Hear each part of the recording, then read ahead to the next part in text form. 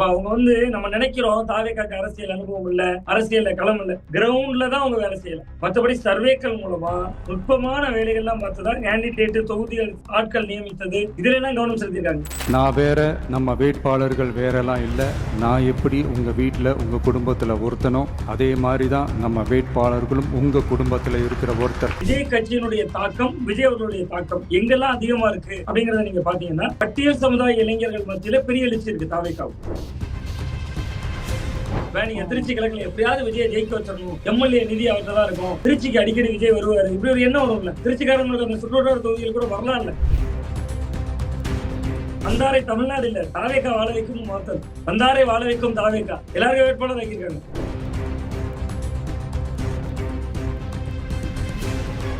மாதந்தோறும் பட்டதாரிகளுக்கு மாதம் 4000 ரூபாயும் மற்றும் டிப்ளமா படித்தவர்களுக்கு மாதம் 2500 ரூபாயும் இளைஞர் நலநிதியாக வழங்கப்படும். 22 வயசுல கல்யாணம் ஆயிருது ஒருத்தர், அவட நாளைக்கு பொண்ணு பாக்குற வீட்டுல வந்து கேட்பான், மாப்பிள்ளை என்ன வேலை பாக்குறான், தமிழ்நாடு அரசு கிட்ட இருந்து மாதந்தோறும் 4000 ரூபாய் வருது, கை நிறைய சம்பளம் வாங்குறேன், கை நிறைய எப்படி வாங்கணும், ஒரு ரூபா காசா மாத்தி வச்சிருந்தா 4000 ரூபாய் இருக்குமா. நீங்க மகளிர் உரிமை தொகை கொடுக்குற மாதிரி வீட்டுல உட்காருவோம். மகளிர் உரிமை தொகை கூட 1000 ரூபாய் பெண்கள் வாங்கிட்டு வேலைக்கு போறாங்க. நீங்க 29 வயசுல ஒருத்தர் 4000 ரூபாய் கவர்மெண்ட் கொடுத்துச்சுன்னா அது எப்படி வேலைக்கு போகும்.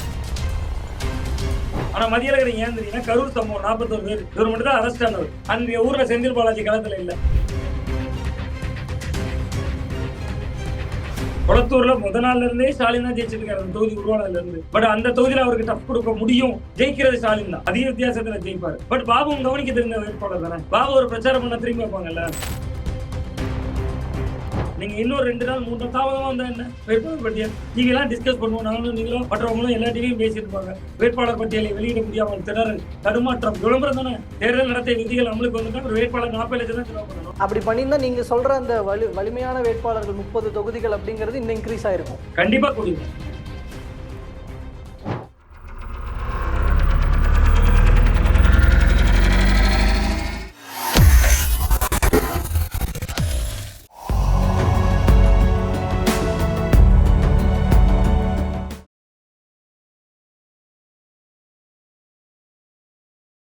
தமிழ் நேயர்கள் அனைவருக்கும் அன்பு வணக்கம். இன்றைய சிறப்பு நேர்காணலில் நம்மோடு இணைந்திருக்கிறார் பத்திரிகையாளர் திரு சுவாமிநாதன் அவர்கள். அவரிடம் தற்போது முக்கியமான பேசுபொருளாக இருக்கிற இந்த வேட்பாளர் பட்டியல் விவரங்கள் அண்ட் தொகுதிகள் எந்தெந்த கட்சிகள் எந்தெந்த தொகுதிகளில் மோதுது, இது தொடர்பாக சில விஷயங்கள் பேசலாம். வணக்கம் சார். வணக்கம் சார். இப்போ இன்னைக்கு நம்ம பேசிட்டு இருக்கிற இந்த டைமுக்கு கொஞ்சம் முன்னாடி தான் தாவேக்கால இருந்து வேட்பாளர் பட்டியல் அறிவிச்சிருக்கிறாங்க. அதுல எஸ்பெஷலி பார்க்கும்போது விஜய் அவர்கள் பெரம்பூர் தொகுதியில் போட்டியிடுகிறாருன்னு கொஞ்ச நாளாவே பேசப்பட்ட ஒரு விஷயம் தான். கூடுதலாக திருச்சி கிழக்குலையும் நிக்கிறேன் அப்படின்னு அவரு சொல்லியிருக்கிறாரு. இந்த 2 தொகுதியில் நிற்பாரு அப்படிங்கிறது ஏற்கனவே எதிர்பார்த்தீங்களா? இந்த வேட்பாளர் பட்டியலை எப்படி பார்க்கறீங்க? இந்த 2 தொகுதிகளிலும் அவர் நிற்பார் என்பது எதிர்பார்க்கப்பட்ட ஒன்றுதான். ஒன்று பெரம்பூருக்கான காரணம் என்ன அப்படின்னு பாத்தீங்கன்னா, பெரம்பூர்ல அது பொது தொகுதியாக இருந்தாலும் கூட பட்டியல் சமூக மக்கள் கணிசமான அளவுக்கு இருக்காங்க. அந்த தொகுதிக்குள்ள பட்டியல் சமூக மக்கள் வெற்றி தோல்வியை நிர்ணயிக்கிற இடத்துல இருக்கு. விஜய் கட்சியினுடைய தாக்கம், விஜய் அவர்களுடைய தாக்கம் எங்கெல்லாம் அதிகமா இருக்கு அப்படிங்கறத நீங்க பாத்தீங்கன்னா பட்டியல் சமுதாய இளைஞர்கள் மத்தியில பெரிய எழுச்சி இருக்கு தாவேக்காவுக்கு. ஒன்று. இன்னொன்று மிக முக்கியமா பாத்தீங்கன்னா தாவேக்காவினருக்கு அங்க 40,000 உறுப்பினர்கள் இருக்கு. அந்த கட்சியினுடைய டேட்டா சொல்றாங்க, கிட்டத்தட்ட 3000 நிர்வாகிகள் இருக்கிறத சொல்றாங்க. இன்னொன்று திருச்சி. நீங்க விஜய் அவர்கள் சனிக்கிழமை தோறும் வெளியே வந்தார்ல, அதுல முதல் ஊரா திருச்சி தானே போனார். அவர் திருச்சியில அந்த பகுதிகளில் தான் போயிருந்தார். அவருடைய அந்த இனிகோ இறுதியராஜ் அவருடைய தொகுதி, அந்த தொகுதியில கணிசமான அளவுக்கு கிறிஸ்தவர்கள் இருக்காங்க, சிறுபான்மை சமூகம் இருக்காங்க. அவரோட பெயரை எப்படி அறிவித்தார் விஜய் அவர்கள்? முதல் வேட்பாளர் ஜோசப் விஜய் நரான். அவர் கிட்டத்தட்ட அவருடைய ரெக்கார்ட் நேம் அதுதான், நமக்கு எந்த மாற்றமும் இல்லை. அவங்க சிறுபான்மையினர் கணிசமான அளவுக்கு இருக்காங்க. அதுல ரொம்ப குறிப்பா சிறுபான்மையினர்ல கிறிஸ்தவர்கள் கணிசமான அளவுக்கு இருக்காங்க. சோ அந்த ஆதரவும் தனக்கு கிடைக்கும். தன்னோட கவர்ச்சி பிம்பம், தான் சொல்லக்கூடிய தேர்தல் அறிக்கை, வாக்குறுதிகள், அதிமுகவுக்கு வாக்களித்து அழுத்து போன மக்கள், இப்படியான சில விஷயங்கள் 2 தொகுதியிலும் கை கொடுக்க நினைத்திருக்கலாம். பட் ஒரு தலைவராக அவர் 2 தொகுதியை தேர்ந்தெடுத்தது என்பது அவருடைய நம்பகத்தன்மை மீதான கேள்வி கூட இது இருக்கலாம். ஸ்டாலின் குளத்தூர்ல மட்டும்தான் போட்டியிடுகிறார். எடப்பாடி பழனிசாமி அவர்கள் எடப்பாடியில மட்டும்தான் போட்டியிடுகிறார். விஜய் 2 தொகுதி. அதுக்கெல்லாம் போய் சட்டம் கொடுக்கக்கூடிய உரிமை, மக்கள் பிரதிநிதித்துவ சட்டம் அந்த அதிகாரத்தை கொடுக்குது. 2 தொகுதியில போட்டியிடலாம், அதுல தவறொன்றும் இல்லை. பட் தலைவன் என்கிறவர் ஒரு கிளீன் ஷாட்டா ஒரு தொகுதியில பிரதான தலைவர்கள் ஒவ்வொரு தொகுதியில நிற்கும் போது விஜய் 2 தொகுதியில நிக்கிறாரு அப்படிங்கறத நம்ம அதை பாசிட்டிவா எடுத்துக்கணுமா நெகட்டிவா எடுத்துக்கணுமா? ஏன்னா இப்ப இதை ஒரு பக்கம் நெகட்டிவாவும் சொல்றாங்கல்ல, அதுல போனாலும் சரி இதுல ஜெயிச்சிருவாரு, அதனால ஒரு பயத்தோட இருக்கிறதுனாலதான் 2 தொகுதியை சூஸ் பண்றாரு இப்படி எல்லாம் சொல்லுவாங்க இல்லையா? அதனால கேக்குறேன். நீங்க அதனாலதான் நான் சொல்றேன், தமிழகத்தை 2 கூறுகளாக பிரிச்சீங்கன்னா, ஒன்னு சென்னை, இன்னொன்னு திருச்சி. 2வது தலைநகரா திருச்சி அறிவிக்கணும் என்பது கிட்டத்தட்ட எம்ஜிஆர் அவர்களே ஒரு காலகட்டத்தில் விருப்பப்பட்ட ஒன்று தலைநகரத்தை தவிர மற்ற இடங்கள். அப்ப இதுல இன்னொரு தாக்கம் இருக்கு பாருங்க. நீங்க திருச்சியில யாரெல்லாம் இருக்காங்க? KN நேரு இருக்காரு, அன்பில் மகேஷ் இருக்காரு, 2 சீனியர் அமைச்சர்கள் இருக்காங்க. அப்ப அந்த ஏரியால போய் அவர் திருச்சியில அந்த தொகுதியில நிக்கிறது மூலமா, கிழக்குல நிக்கிறது மூலமா அந்த சுற்று வட்டார பகுதியில் அதோட தாக்கம் இருக்கும். நீங்க தமிழ்நாட்டை 2 மண்டலங்களா பிரிக்கிறோம். ஒன்னு சென்னை மண்டலம், இன்னொன்னு திருச்சி மண்டலம். மற்ற கட்சிகளுக்கு தான் அந்த மேற்கு மண்டலம், தென் மண்டலம், வடக்கு மண்டலம், பல மண்டலங்கள். தாவேக்காவை பொறுத்தவரை 2 மண்டலம். ஒன்று சென்னை மண்டலம், சென்னைக்கு அவர் பெரம்பூர்ல நிக்கிறார். அதனுடைய தாக்கம் அது யாரெல்லாம் கரை சேர்க்கணும் நினைக்கிறாரு? சென்னையிலேயே தலைவர் நிக்கிறாரு அப்படிங்கிறனால குஷியானது, வெங்கட்ரமண, ஆதவர்ஜுனா, அருண்ராஜோட திருச்செங்கோடு, மற்றவர்கள் அது எழும்பூர் நினைக்கக்கூடிய ராஜ்மோகன், இந்த மாதிரியான தொகுதிகள்ல அதனுடைய தாக்கம் இருக்கும். சென்னை சுற்றுவட்டார தொகுதிகள்ல அதே மாதிரி திருச்சி இன்னொரு சென்டர் தானே. அவர் ஏதோ ஒரு வகையில அவருடைய பிரச்சாரத்துக்காக தான் அவங்க போவார்ல. அப்ப திருச்சிக்கு போறாருன்னா அதனுடைய தாக்கம் அந்த திருச்சி மாவட்டம், பகுதியுடைய பெரம்பலூர், அரியலூர், இந்த பகுதிகளில் அதனுடைய தாக்கம் இருக்கலாம் அப்படின்னு அவர்கள் எதிர்பார்த்திருக்கலாம். அதனால கூட அவர்கள் அந்த முன்னெடுப்பை செய்யலாம். அதுல தவறொன்றும் இல்லை. ஏன்னா அரசியலமைப்பு சட்டம் தரக்கூடிய உரிமை தான் அது. 2 தொகுதியில ஒருவர் நிக்கலாம்ங்கிறது. அதை நெகட்டிவாவும் பார்க்கலாம், அவருக்கு நம்பகத்தன்மை குறைவாக இருக்கா அப்படின்னு பார்க்கலாம். அது ஒரு நிலை. பட் இப்படியும் பார்க்கலாம். 2 தொகுதிகள் என்கிற பொழுது அதனுடைய பக்கத்து அருகாமை தொகுதிகளிலே அதனுடைய தாக்கம் இருக்கும். நீங்க வயநாட்டிலேயே ராகுல் காந்தி நின்னார், உத்தரப்பிரதேசத்திலேயே நிக்கிறாரு, தன்னுடைய பாரம்பரிய தொகுதியிலேயும் நிக்கிறார், அங்க தோல்வி அடைகிறார். ஆனா வயநாட்டுல நிக்கிறாரு. நான் அதைத்தான் இன்னொரு இடத்துல பொறுத்துறேன். கேரளால காங்கிரஸ் மெஜாரிட்டியா ஜெயிக்கிறாங்க, தமிழ்நாட்டுல 40-40 அடிக்கிறாங்க. ஏன்னா ஒரு தென்னிந்தியாவை தேர்ந்தெடுக்கிறது. அது மாதிரி ஒரு தலைமைத்துவம் என்று இருப்பவர்கள் ஒரு தொகுதியை தேர்ந்தெடுக்கிற பொழுது அதனுடைய வீச்சும் அருகாமை தொகுதிகள்லயும் இருக்கும். நீங்க திருச்சி கிழக்குல எப்படியாவது விஜயை ஜெயிக்க வச்சிடணும், MLA நிதி அவற்றை தான் இருக்கும், திருச்சிக்கு அடிக்கடி விஜய் வருவாரு, இப்படி ஒரு எண்ணம் வரும்ல. திருச்சிக்காரங்களுக்கு அந்த சுற்றுவட்டார தொகுதிகள் கூட வரலாம் இல்ல, வரும்னு சொல்லல, அவர்கள் அப்படி கூட பிரச்சாரம் செய்யலாம் இல்லைங்கிற. சோ அப்படியெல்லாம் கூட களம் அவர்களுக்கு இருக்கலாம் என்பதற்காக இந்த மாதிரியான ஒரு நுட்பத்தை பயன்படுத்தியிருக்காங்க அப்படின்னு தான் பாருங்க. சோ இப்ப இதுல வந்து ஒரு மெயினா நீங்க சொல்வது போல அந்த சிறுபான்மையின வாக்குகள் இருக்கிறதுனால, பட்டியலின மக்கள் வாக்குகள் இருக்கிறதுனால இதை சூஸ் பண்றாரு அப்படின்னு தான் நம்ம எடுத்துக்கணும். அந்த ஒரு கால்குலேஷன்ல தான் விஜய் அவர்கள் முன்னோக்கி போறாரா இந்த தொகுதிகளை நோக்கி அப்படின்னு? ஆமா, நிச்சயமா. அவர் வந்து பெரம்பூரில் குறிவைத்திருப்பது பட்டியல் சமூக வாக்கள் கணிசமாக இருக்கு. அது தனி தொகுதி இல்லாமல் பொது தொகுதியில வேண்டுமானால் இருக்கலாம். பட் நான் அந்த தொகுதிக்குள்ள காஸ்ட் ரீதியா எந்தெந்த சமூகம் இருக்கு அப்படிங்கிறத நம்ம ஒரு நுண்ணா தேடி பார்க்கிற பொழுது கிட்டத்தட்ட பட்டியல் சமூக வாக்கள் அதிகமாக இருக்கிறது. அதே போன்றுதான் நீங்க சொல்ற அந்த திருச்சி கிழக்கு, அங்க இனிக்கோ இறுதியெல்லாம் ஜெயிச்சா கிட்டத்தட்ட சிறுபான்மையினர் ஓட்டு, கிறிஸ்தவர் சமூக வாக்கள் ரொம்ப கணிசமாக இருக்கிறது. அதுவும் ஒரு நிலை. நீங்க இன்னொன்னு இன்னைக்கு வந்து வேட்பாளர் பட்டியல்ல பாருங்களேன், நான் அதை 2 கட்சிகளோட பொறுத்துறேன். அண்ணா திராவிட முன்னேற்ற கழகம் ஒரே ஒரு வேட்பாளர், முஸ்லீம் வேட்பாளர், கிட்டத்தட்ட பாளையங்கோட்டை தொகுதியினுடைய வேட்பாளர் சுல்தான், செய்யது சுல்தான் நினைக்கிறேன் அவர் பேர். கிட்டத்தட்ட 32 வயதுக்குட்பட்ட இளைஞர், கல்யாணம் கூட ஆகாதவர். அதிமுக அந்த ஒருத்தர் தான் முஸ்லீம் விட்டுருக்காங்க. திமுக 3 பேரை விட்டுருக்கு. நாசர், முன்னாள் அமைச்சராக இருந்த நாசர் அவர்கள், செய்யது மஸ்தான் அவர்கள், கிட்டத்தட்ட செஞ்சி மஸ்தான், மன்னிக்கணும், செஞ்சி மஸ்தான் அவர்கள். அது போக இன்னும் ஒரே ஒரு முகம் அப்துல் வகாப், திருநெல்வேலி பாளையங்கோட்டையில. கூட்டணி கட்சிகளுக்கு 5 இடம் கொடுத்திருந்தாங்க. இந்திய யூனியன் முஸ்லீமுக்கு 2, மனிதநேய மக்கள் கட்சி 2, SDPI 1. அப்படி பாத்தீங்கன்னா 8 பிரதிநிதித்துவம். இன்னைக்கு விட்டுருக்க வேட்பாளர் பாருங்க, கிட்டத்தட்ட விஜய் அவர்களுடைய வேட்பாளர்கள்ல வாணியம்பாடி செய்யது, ஆம்பூர் இம்தியாஸ், ஊட்டி இப்ராஹிம், திண்டுக்கல் நஜீர் ராஜா, புதுக்கோட்டை ஷெரீப், மதுரை மத்தி முஸ்தபா, ராமநாதபுரம் சாகுல் ஹமீது, கடையநல்லூர் அப்துல் ஜெரி, கிட்டத்தட்ட அதை விட கூடுதலா ஒரு சீட் கொடுத்திருக்காரு. 9 இடங்கள் வருது. அப்ப அவருடைய குறியில யாரெல்லாம் நமக்கு வாக்களிக்கக்கூடியவர்கள் என்று அவர் ஒரு யூகம் வைக்கிறார். இது நடக்கலாம், நடக்காமலும் போலாம். நீங்க தமிழ்நாட்டை தலைகுனிய விட மாட்டேன், மோடிக்கு பாஜக அதிமுக அடிமையாக இருக்கிறது, இதெல்லாம் முன்னெடுப்பு திமுக. அதெல்லாம் ஒரு முன்னெடுப்பு வீரியமாக இருந்து சிறுபான்மையின் ஓட்டு சிதறாம கூட திமுகவுக்கே போயிடலாம். பட் விஜய் எடுக்கிற அட்டம்ப்ட நான் சொல்றேன், ஒரு ஜேர்னலிஸ்டா நாங்க உள்வாங்கக்கூடிய இடத்துல ஒரு 9 இஸ்லாமியர்கள் கொடுத்திருக்காரு. ஆம்பூர், வாணியம்பாடி, கிட்டத்தட்ட திண்டுக்கல்ல பாருங்க, கடந்த முறை அதிமுக SDPI கட்சி கொடுத்த தொகுதி. இந்த முறை அங்க யாரு நிக்கிறார்? திண்டுக்கல்ல பெரியசாமி அவருடைய பையன் திமுக நிக்கிறார். அதிமுக திண்டுக்கல் சீனிவாசன் நிக்கிறார். அந்த தொகுதியில பாத்தீங்கன்னா இஸ்லாமிய கேண்டிடேட் நஜீர் ராஜாவை போடுறாங்க. அப்ப அவங்க வந்து நம்ம நினைக்கிறோம் தாவேக்காக்கு அரசியல் அனுபவம் இல்ல, அரசியல்ல களம் இல்ல, கிரவுண்ட்ல தான் அவங்க வேலை செய்யல. மற்றபடி சர்வேக்கள் மூலமா நுட்பமான வேலைகள்லாம் பார்த்துதான் கேண்டிடேட், தொகுதிகள், ஆட்கள் நியமித்தது, இதுல எல்லாம் கவனம் செலுத்திருக்காங்க. பட் நீங்க ஒரு நல்ல பொருளை உற்பத்தி பண்ணிட்டாங்க, ரொம்ப கஷ்டப்பட்டு ரொம்ப உழைச்சி எடுத்து பொருளை, தஞ்சாவூர்ல தான் இந்த பொருள் கிடைக்கும், இங்கெல்லாம் கிடைக்காது. தஞ்சாவூர்ல போய் இந்த மூலப்பொருள் வாங்கிட்டு வந்து, திண்டிவனத்துல இருந்து இன்னொரு மூலப்பொருள் வாங்கிட்டு வந்து, நாமக்கல்ல இருந்து ஒரு பொருள் வாங்கிட்டு வந்து நார்வேல உட்கார்ந்து நான் செஞ்சாலும் அதை விற்கணுமே, வித்தாதானே லாபம். அது மாதிரிதான் தாவேக்காவுடைய வேட்பாளர்கள். கிட்டத்தட்ட அவர்கள் தேர்ந்தெடுத்திருக்கிற அந்த வேட்பாளர்கள் என்பதோ அதெல்லாம் எந்த குறையும் இல்லை. பட் அந்த வேட்பாளர்கள் வாக்கு வாங்குவாங்களாங்கிறத என்னுடைய கேள்வி. ஓகே, இல்ல அந்த விஷயத்துக்கு நான் வரேன். பட் அதுக்கு முன்னாடி நீங்க சொல்றதுனால கேட்க வேண்டியதா இருக்கு.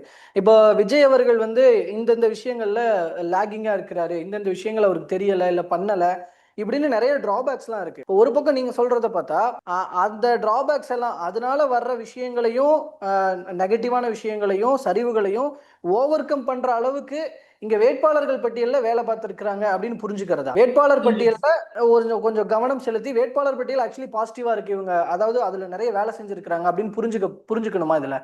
நான் அதுக்கு நீங்க ஒரு 3 நிமிடம் அனுமதிச்சீங்கன்னா நான் இன்னுமே அதை கொஞ்சம் டீட்டெயிலா சொல்றேன். பாருங்களேன், இப்ப பாருங்க, தமிழக வெற்றி கழக தலை 254 தொகுதிக்கு வேட்பாளர் போட முடியாது. இது பலருடைய பார்வையாக இருந்தது. நான் அதை நம்பல. நான் தொடர்ச்சியாக நம்பவே இல்லை. முதல்ல அதை நம்பல. தாவேக்காவால் வேட்பாளர் போட முடியும். அவர்களால் ஓட்டு தான் வாங்க முடியுமான்னு எனக்கு சந்தேகம் இருந்து கொண்டே இருந்தது.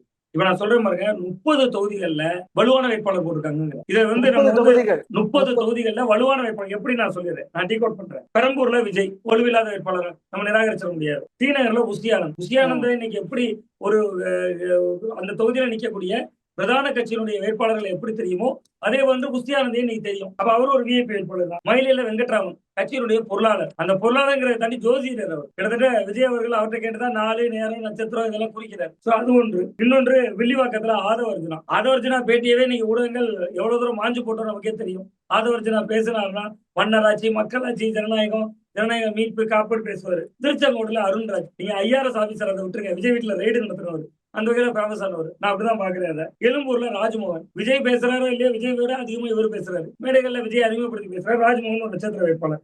நான் இந்த வகையில கரூர்ல மதியழகனே நட்சத்திர வேட்பாளர். நீங்க மற்ற மாவட்ட செயலர் பேரு தெரியாது நமக்கு, எனக்கோ உங்களுக்கோ மக்களுக்கோ. திண்டிவனத்துல யார் மாவட்ட செயலர், திருச்செந்தூர்ல யார் மாவட்ட செயலர் தெரியாது, தூத்துக்குடியில யார் மாவட்ட செயலர் தெரியாது.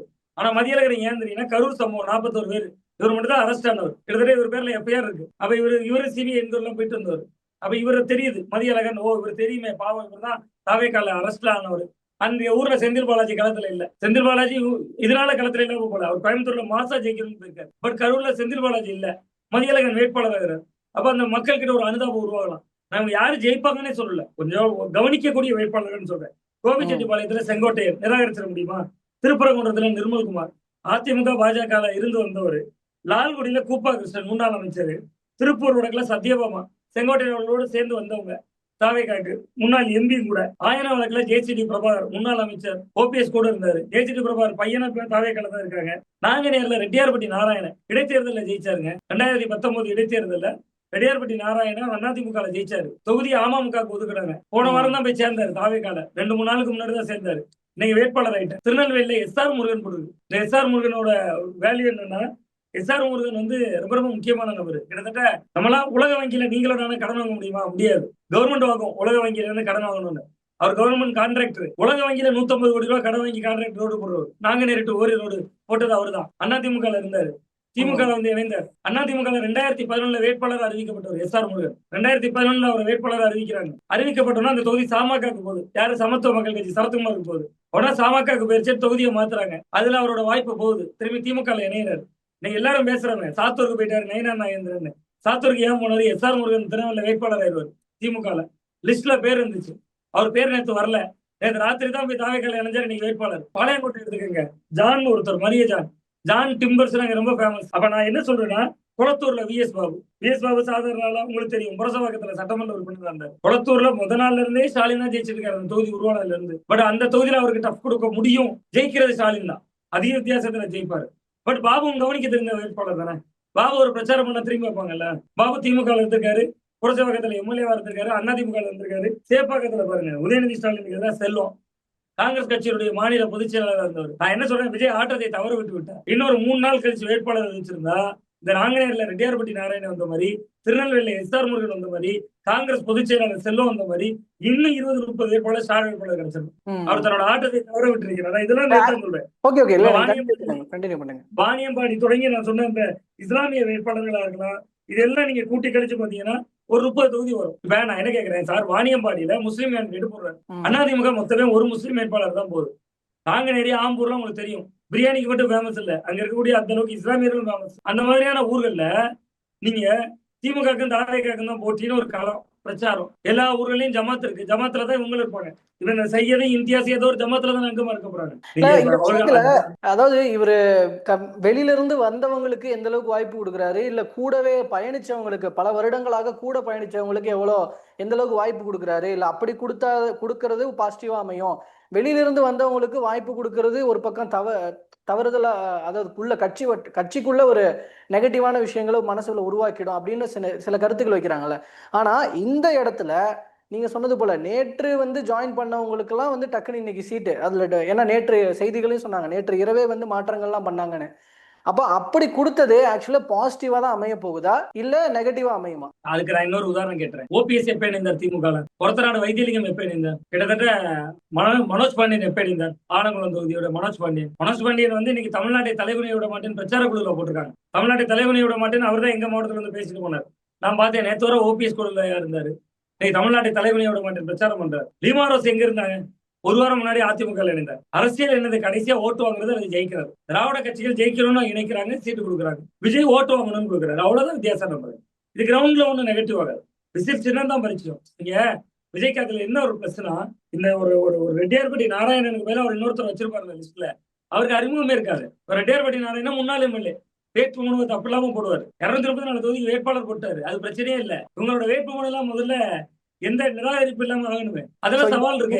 இந்த எலெக்ஷனை பொறுத்த வரைக்கும் நம்மளுக்கு தேவை போட்டியிடுறதுக்கு எக்ஸ்பீரியன்ஸ் பர்சன்ஸ் வேணும் அப்படிங்கறதுலதான் இந்த வேட்பாளர் பட்டியலே முன்வைக்கப்பட்டிருக்கு அப்படின்னு நம்ம பார்க்கலாம். அதாவது வாய்ப்பு கிடைத்தவர்கள் எல்லாம் இணைத்திருக்கிறாங்க. இன்று காலையில கூட எனக்கு தெரிந்த பல நண்பர்கள் என்கிட்ட கேட்டாங்க, தாவே காலை எப்படியா போயிடுவோம், சீட்டு கிடைக்கல, தாவே கால போலான்னு இருக்கேன். நான் ஒரு நண்பர் கூட அடிச்சு கேட்டேன். இங்க எல்லாம் ஹவுஸ் ஃபுல் ஆயிருச்சு, 234 தொகுதி ஃபுல் ஆயிருச்சு, யார் வந்தாலும் ஒரு மாசத்துக்கு பிறகுதான் தலைவர் வந்து யாரையுமே பார்க்க முடியாட்டாரு. எனக்கு ஏன்ட்ட ஒரு நண்பர் சொன்னதே சொல்ல, ஒரு முன்னாள் அமைச்சர், அவர் நான் விஜய்கிட்ட சேர்ந்துடுறேன், எனக்கு என் தொகுதியை மட்டும் உறுதிப்படுத்தாங்கன்னு கேட்டிருக்காரு. ஒரு முன்னாள் அமைச்சர், திமுக அதிமுக கூட டீக் அவுட் பண்ணல, ஒரு முன்னாள் அமைச்சர்.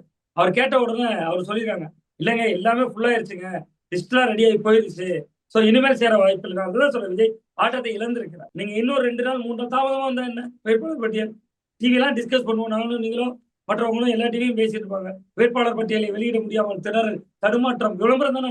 தேர்தல் நடத்தை விதிகள் அமலுக்கு வந்துட்டா ஒரு வேட்பாளர் 40 லட்சம் தான் செலவு பண்ணணும்.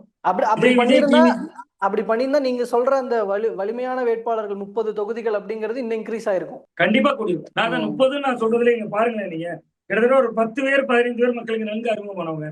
இஸ்லாமிய வேட்பாளர்கள் எல்லாம் நான் வந்து இம்பார்ட்டன்ட் கேண்டிடேட்ஸ் நான் சொல்றேன். அதிமுக ஃபெயிலியர் ஆன நல்லது. நீங்க அவர் சொல்றாருல, திமுக தாவேக்காக தான் போட்டிங்கிறாருல. இப்ப வாணியம்பாடியில எப்படி இருக்கும், அது ஆம்பூர்ல எப்படி இருக்கும், அந்த தானே களம். நீங்க வாணியம்பாடி ஆம்பூர்லாம் இஸ்லாமியர்கள் தொகுதி.